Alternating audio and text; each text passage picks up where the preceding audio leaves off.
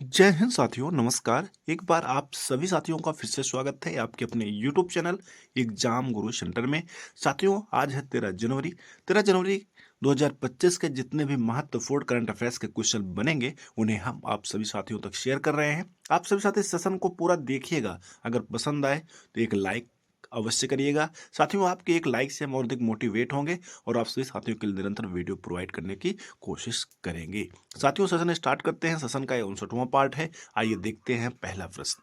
पहला प्रश्न है, हाल ही में सार्वजनिक रेडियो प्रसारण दिवस कब मनाया गया?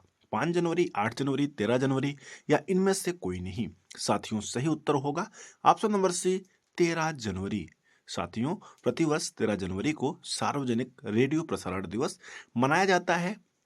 यह दिन उन लोगों के कार्यों के सम्मान के लिए मनाया जाता है जिन्होंने रेडियो का आविष्कार कर पहला सार्वजनिक रेडियो प्रसारण किया। महत्वपूर्ण है साथियों। साथियों, अब बात आई है इंपॉर्टेंट डे यानी महत्वपूर्ण दिवस वाली। तो आइए देख लेते हैं इस मंथ में अभी तक जितने भी महत्वपूर्ण दिवस बीते हुए हैं।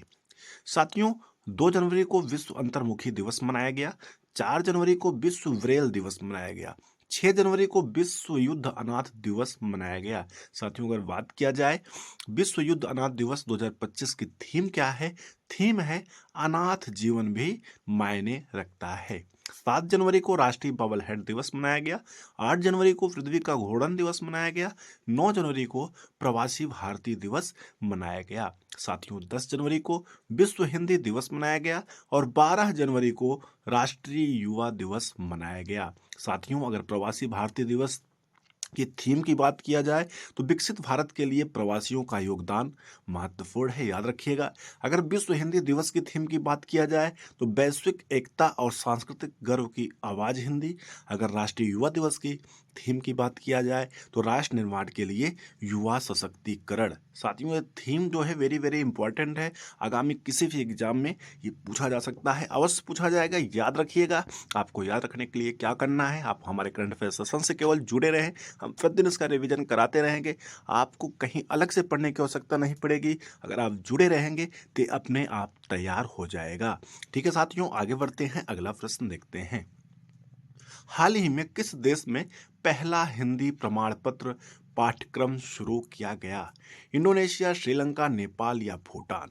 साथियों, सही उत्तर होगा ऑप्शन नंबर बी, श्रीलंका। साथियों, हाल ही में श्रीलंका देश में पहला हिंदी प्रमाण पत्र पाठ्यक्रम शुरू किया गया। अगला प्रश्न देखते हैं। हाल ही में किस राज्य में पार्थ योजना शुरू हुआ? केरल, बिहार, मध्य प्रदेश या इनमें से कोई नहीं? साथियों, सही उत्तर होगा option number C, Madhya Pradesh.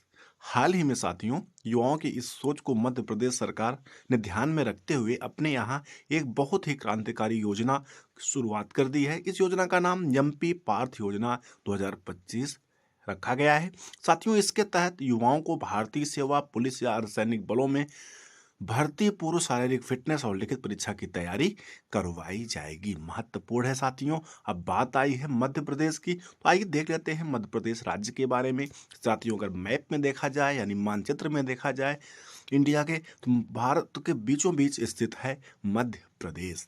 साथियों, इसका गठन हुआ था 1 नवंबर 1956 ईस्वी को। राजधानी है भोपाल में। सबसे बड़ा शहर इंदौर है। मुख्यमंत्री है मोहन यादव जी। राज्यपाल है मंगूभाई सिंह पटेल। विधानसभा साथियों एक सदनीय है। विधानसभा की 223 सीटें हैं। लोकसभा की 29 सीटें हैं और राज्यसभा की टोटल 11 सीटें हैं। उच्च न्यायालय साथियों, मध्य प्रदेश उच्च न्यायालय जबलपुर में स्थित है। महत्वपूर्ण फैक्ट है, याद रखिएगा। इस सीट साथियों अवश्य याद रखिएगा। एग्जाम में राज्यसभा की सीट कभी पूछ लिया जाता है, कभी लोकसभा की सीट पूछ लिया जाता है, कभी विधानसभा की सीट पूछ लिया जाता है। इसलिए इसे इग्नोर ना करिएगा, याद रखिएगा। आगे बढ़ते हैं, अगला प्रश्न देखते हैं। हाल ही में निकोलस मादुरो कहाँ के राष्ट्रपति बने हैं? वेनेजुएला, वियतनाम, इंडोनेशिया या इनमें से कोई नहीं? साथियों, सही आंसर होगा ऑप्शन नंबर फर्स्ट, वेनेजुएला। हाल ही में निकोलस मादुरो जो है वेनेजुएला के राष्ट्रपति बने हैं। साथियों, अगर वेनेजुएला की बात किया जाए, राजधानी है कैरेकस, मुद्रा है वेनेजुएला बोलीवर, राष्ट्रपति यही बने हैं निकोलस मादुरो। आगे बढ़ते हैं साथियों, अगला प्रश्न देखते हैं। हाल ही में किसे प्रवासी भारतीय सम्मान पुरस्कार 2025 से सम्मानित किया गया? सैयद अनवर खुर्शीद, संजय मल्होत्रा, वी नारायण या वी सुब्रमण्यम? साथियों सही उत्तर होगा option number first, Syed Anwar Khurshid को हाल ही में प्रवासी भारतीय सम्मान पुरस्कार 2025 से सम्मानित किया गया। साथियों यानी सही आंसर होगा ऑप्शन नंबर ए, महत्वपूर्ण है, याद रखिएगा। आगे बढ़ते हैं, अगला प्रश्न देखते हैं साथियों। उसके पहले जो नियुक्तियां अभी साथियों जनवरी मंथ में हुई है, एक क्रम से देख लेते हैं। UIDAI का CEO बनाया गया है साथियों भुवनेश कुमार को। भारतीय वाणिज्य एवं उद्योग मंडल का महासचिव बनाया गया है बी सुब्रमण्यम को। इसरो के साथियों नए अध्यक्ष बने हैं वी नारायण, जो यस सोमनाथ की जगह लेंगे। तीनों महत्वपूर्ण है, याद रखिएगा, आगामी किसी भी एग्जाम में पूछा जा सकता है। आगे बढ़ते हैं साथियों, अगला प्रश्न देखते हैं। हाल ही में ज्ञानदी काकती का निधन हुआ, संबंधित थी राजनेत्री, अभिनेत्री, गायक या इनमें से कोई नहीं? साथियों सही उत्तर होगा ऑप्शन नंबर बी, अभिनेत्री। हाल ही में साथियों अभिनेत्री ज्ञानदी काकती का निधन हुआ। 94 वर्ष की आयु में साथियों निधन हुआ है, जो संबंधित थी अभिनेत्री से। अगला प्रश्न देखते हैं। हाल ही में किसने अवैध प्रशासन को रोकने के लिए प्रतिबंधों की घोषणा की है? अमेरिका, वियतनाम, मालदीव या ब्रिटेन? साथियों सही उत्तर होगा ऑप्शन नंबर डी, ब्रिटेन। हाल ही में अवैध प्रशासन को रोकने के लिए ब्रिटेन ने प्रतिबंधों की घोषणा की है। आगे बढ़ते हैं साथियों, अगला प्रश्न देखते हैं। हाल ही में 23वें दिव्य कला मेला का आयोजन कहाँ हुआ है? गुजरात, बिहार, तमिलनाडु या उत्तर प्रदेश? साथियों सही उत्तर होगा ऑप्शन नंबर फर्स्ट, गुजरात। हाल ही में 23वें दिव्य कला मेला का आयोजन गुजरात राज्य में हुआ है, यानी ऑप्शन नंबर फर्स्ट इस प्रश्न का सही उत्तर होगा। साथियों अब बात आई है गुजरात राज्य की, तो आइए देख लेते हैं गुजरात राज्य के बारे में। गुजरात राज्य साथियों अगर मैप में देखा जाए, मानचित्र में देखा जाए इंडिया के, तो यहाँ पर स्थित है। ध्येय है सत्यमेव जयते, गान है जय जय गरवी गुजरात। एग्जाम में कई बार पूछा गया है, याद रखिएगा। साथियों गठन हुआ था 1 मई 1960। 1 मई का बात आते ही साथियों आप सभी साथियों को ध्यान में आना चाहिए कि 1 मई को क्या मनाया जाता है। आप सभी साथी हमें कमेंट सेक्शन करके अवश्य बताइएगा। राजधानी है साथियों गांधीनगर, सबसे बड़ा शहर है अहमदाबाद। टोटल जिले हैं 33 यानी 33। राज्यपाल हैं आचार्य देवव्रत। मुख्यमंत्री हैं भूपेंद्र भाई पटेल। विधानमंडल साथियों एक सदनी है। विधानसभा की 182 सीटें हैं, राज्यसभा की 11 सीटें हैं, लोकसभा की टोटल 26 सीटें हैं। उच्च न्यायालय है गुजरात उच्च न्यायालय।